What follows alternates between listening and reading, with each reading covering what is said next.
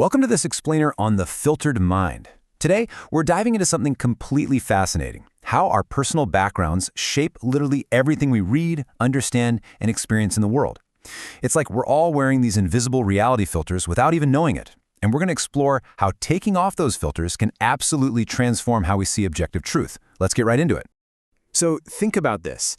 How does your background actually change what you read? If you and I read the exact same sentence, do we really walk away with the exact same meaning? To figure this out, let's look at a brilliant analogy using something we all deal with every single day: gravity. You know, gravity is just a universal constant. It pulls us down to the earth in the exact same way, whether you're standing in New York or Tokyo. The physical experience is identical for all of us.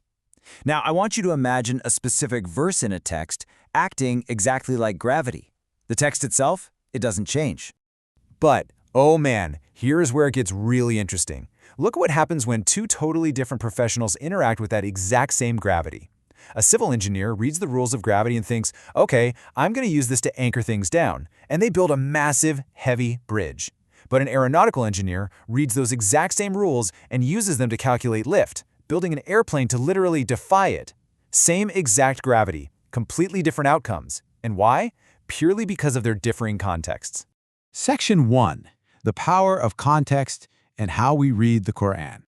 Okay, so how does this whole gravity analogy actually apply to a profound spiritual text like the Quran? Well, just like those two engineers, when we open up a book, we might be looking at the exact same words printed on the page, but we interpret them in wildly different ways based on our own unique personal contexts. The text is the constant, like gravity, but we are the variable engineers. Moving on to Section 2, the conditioned human mind and how our thoughts are formed. To really get why our readings of the same text differ so drastically, we have to look at how we humans develop what's called a conditioned mind. This is a highly subjective mindset. The sources actually describe it as polluted thinking. Now, don't get me wrong, that doesn't mean evil. It just means our thoughts are completely colored, shaped, and kind of tangled up by the specific, narrow environments we just happen to grow up in. We aren't really seeing the world as it is, we're seeing the world as we are. And this conditioning, it builds chronologically throughout our entire lives. Think about it. First, you're born into a specific home, which hands you your very first set of rules. Then, you step out into your specific society, which slaps on a heavy layer of cultural bias. Next, you go off to a specific school, which locks in your educational perspective. Layer by layer, year by year, you become completely trapped in situational thinking. Which brings us to Section 3, the objective divine mindset above the situations. Now, there is a totally different perspective here. While the human mind is stuck down in the weeds of subjective conditioning, constantly reacting to temporary worldly situations, the divine mind, or Huda, operates on an entirely different level. It is 100% objective. It exists completely above all these situations.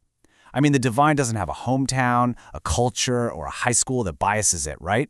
It sees absolute reality exactly as it is.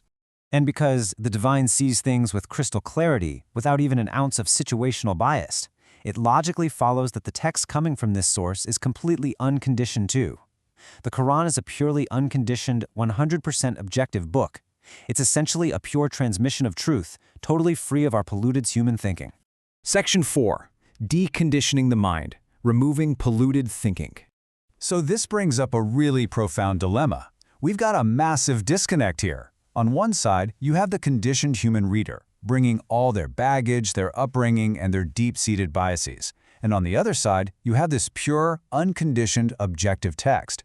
What happens when a biased mind reads an objective text? The meaning gets totally distorted. The reader is really just projecting their own mental conditioning right onto those unconditioned words. This solution presented here is a deliberate, active process. You have to decondition yourself. You've got to step completely out of your situational bias. You literally have to actively peel away the layers of your upbringing, your societal norms, and all that subjective pollution, so you can approach the text with a total blank slate. Because honestly, that's the only way to achieve true understanding. Let's look at Section 5, Deep Thinking for Progress and the Power of Tadabbur. Now, shedding years of deep-rooted conditioning is way easier said than done, right? Well, the mechanism to actually pull this off is called tadabbur. Tadabbur is the deliberate practice of deep, active thinking. It is intense intellectual engagement. We're not talking about just passively skimming words on a page here. It's actively wrestling with them, aggressively questioning your own assumptions, and forcing your mind to push past its ingrained biases.